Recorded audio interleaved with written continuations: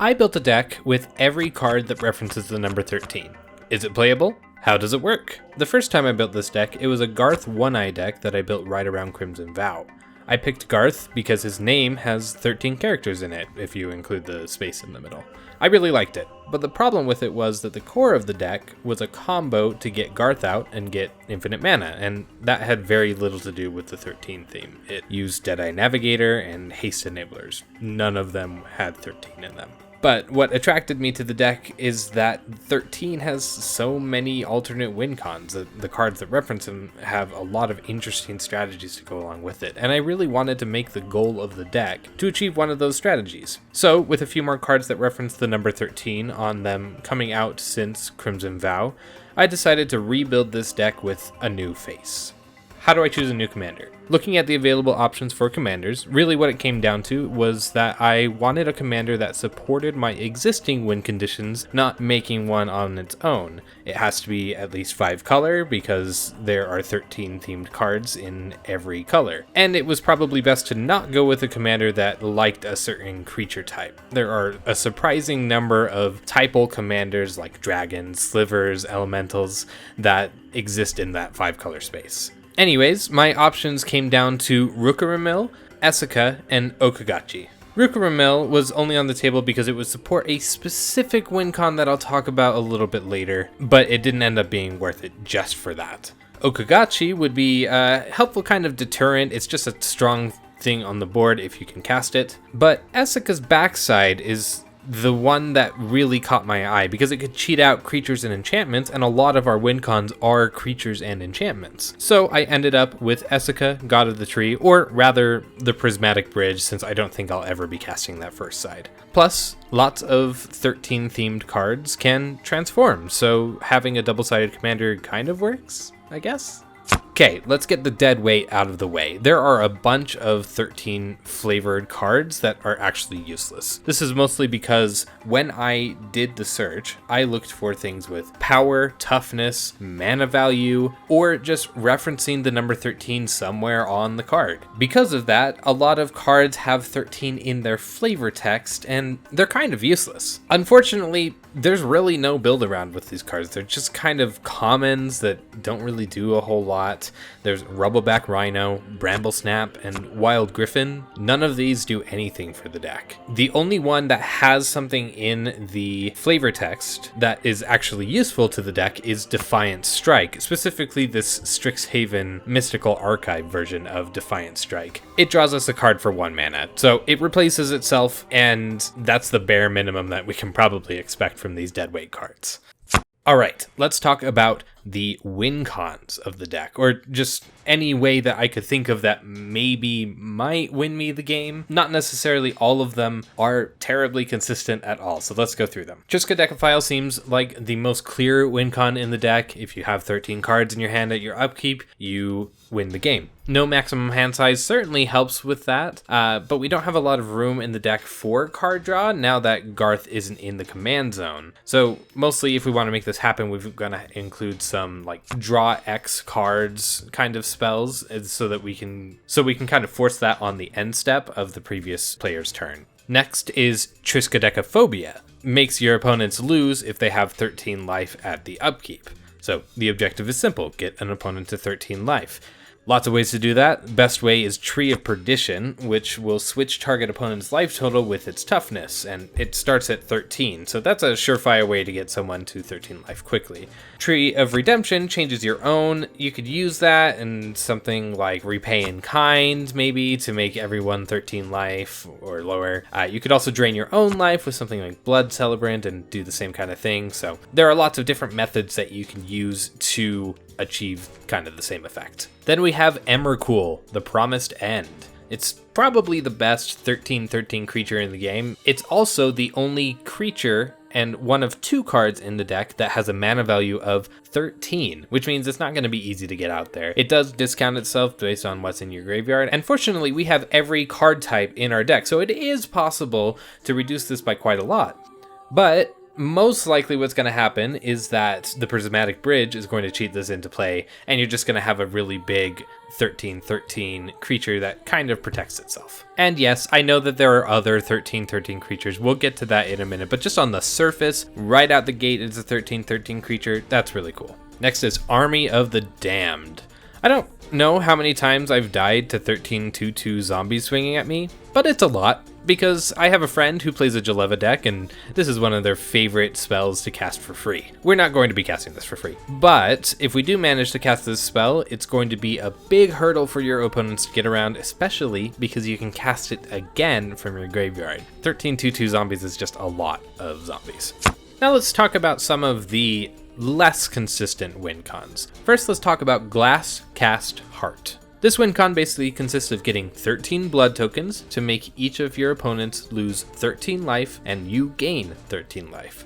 You'll notice this isn't a very good strategy. There are a couple of flaws. First, it doesn't win you the game unless each of your opponents are already at 13 life, so that feeds into the Triska Decaphobia plan we had earlier. Second, you have to create the blood tokens to make it work, and this is the only way to make those tokens.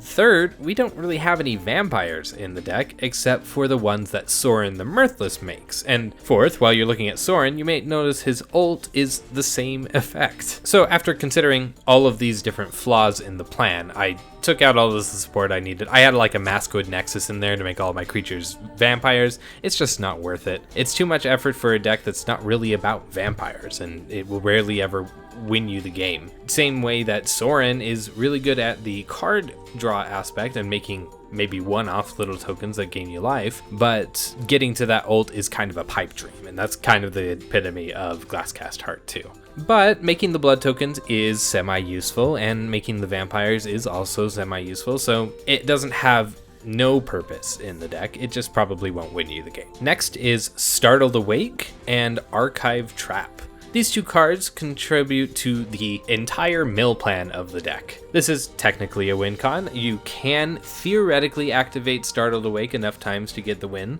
but it's going to take far too long and your opponents will see it from a mile away. Mill is only viable if it's the only strategy. So these plans are more for utility than actually finishing someone off. Last we have Elbrus the Binding Blade, Jaren Corrupted Bishop, and Ludovic's Test Subject. These are all really cool transform cards that turn into powerful creatures. Unfortunately, we have to work pretty hard to get them, and sometimes the payoff isn't even worth it. Elbrus isn't too bad, it just requires you to hit your opponent, but the cost to cast it is really high and we can't cheat that one out. And at the point that we could cast it, chances are it's going to be a lot harder to get through to your opponents to get combat damage in. Jaren flips at 13 life, which we have the tools to do as we talked about, but for what? A 6/6 that sacrifices creatures for cards? We don't really have an abundance of creatures to sacrifice, and the resources that we need to focus on that are not really worth it to invest into the deck. Lastly, Ludovic's Test Subject is really cool. It's one of my favorite designed cards, and really not that high of a bar. But if we have other options, we shouldn't be banking 12 mana on a 13/13 that doesn't even protect itself. Most of the time, Emrakul is going to be a better rate than that. Alright, now I've split the rest of the cards into cool cards that I like and do cool things, and total duds that don't really do a whole lot for the deck and are just kind of there. First, Blasphemous Act and By Invitation Only. Some of the coolest, most effective ways of wiping the board, and luckily they have the number 13. Blasphemous Act doing damage, that gets around several things. Sacrificing gets around several things, like Hexproof and Indestructible, and so happily we'll take some of these sweet board wipes. We also included Toxic Deluge in here. It doesn't have the 13 in it, but it does help us with the losing a whole bunch of life plan if we get to there. Next we have Dance with Calamity. This is one of the newest additions to the list. It is a push your luck style exile spell that is sure to give you a lot of value. You could totally whiff and exile like an Emrakul off of the top, but that's why it's called Push Your Luck, right? It's just kind of a fun spell to play. Next we have a whole bunch of really good removal. We have Bleed Dry, Tragic Fall, Tragic Slip, Ruthless Disposal, Invasion of Innistrad, and Olivia's Midnight Ambush. All 6 of these are pretty good creature removal in any format. Well, except for Olivia's Midnight Ambush. The stipulation that it has to be night is a problem since we don't have any ways to make it night in the deck. But an extra card to make that happen isn't necessarily worth it, so it's not as good as the rest of them, but we'll happily take all of the other ones. Next is Demonic Bargain. It exiles the top 13 cards of your library, and then you can search for whatever card you want. It's pretty cool. It's very unlikely to exile all of your win cons at the top. Of course, there are better tutors in the deck to make it more consistent, but it's a good push your luck style card in a pinch. And last we have Who, What, When, Where, Why. It's the only uncard on the list, and it's only here because the mana value of this insane 5-part card adds up to 13. It's basically all of the interaction you want, and it's a great catch-all for whatever you're up against. Look, it even has land hate. I don't see any reason why this couldn't be one of those newly legal uncards. Now let's talk about the cards that do basically nothing in the deck. First, Into the Maw of Hell. It has land destruction on it. That's fine. I mean, it's just a single land, and really the 13 damage to a creature is fine in my book. The real red flag on this is that it's 6 mana. It's just not worth it for that much mana. There are just a whole lot of other things we want to be casting for 6 mana. Next is Chant of the Skipsang. So, okay, I have this thing about blue enchantments. They always want to do this make the creature weak, like lower their power. And that's fine. I feel like it's better in 60 card formats though. In EDH, it rarely ever does what you want, because if it's going to go on one of those creatures that's really big, chances are they're playing a deck that can make it bigger. Yes, we're making them spend resources, but oftentimes too, EDH doesn't care about that kind of debuff. So this is like the epitome of that kind of enchantment, and I just don't really love it. Next we have Death's Shadow. This is an all-star in other formats, but since we start at 40 life, it's really hard to get out in EDH, and it's almost never played. Even if you do get to that level of life, it's just a vanilla big creature, and really our goal is to get to 13, not below it. Much better to play an Emrakul or even Krosan Cloudscaper, which, by the way, is our next card. It's a 10 mana 13/13 that requires 2 mana every turn to keep it around.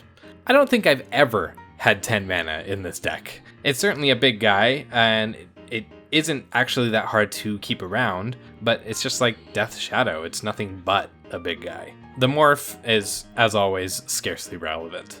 Next we have Disciple of Perdition. Of all the cards that care about you having 13 life, this one is the worst. It only cares about it when it dies, and that's a grand total of 1 time, probably. And the benefit is either Graveyard Hate or a single card plus 1 point of life loss. Not worth trying to get to 13 life just for this. 4 more cards. Next we've got Providence, which is the only 13 card that doesn't have 13 printed on it. It has 26 printed on it, which is double of 13. It's a double-edged sword because it can set you to 26 life, and part of the goal of this deck is to get your life total down to 13, and that makes you only 13 away from 13, which is pretty good.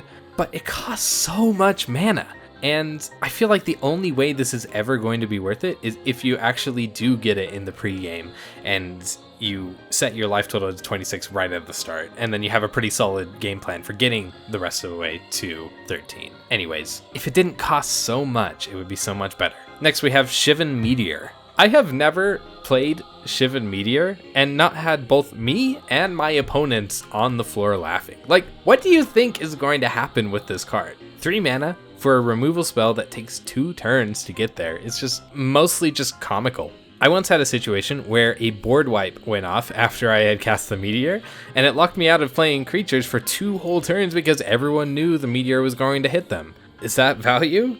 I don't know. It's just kind of a meme card to me. Next we have Stenzia Uprising. The payoff for this card is to have 13 permanents, and then to do 7 damage to something. That's kind of sad, honestly. It's cool to get the tokens. The tokens are nice, but they're 1/1 humans, and they only have so much utility in this deck. They don't really get us closer to any of our win cons.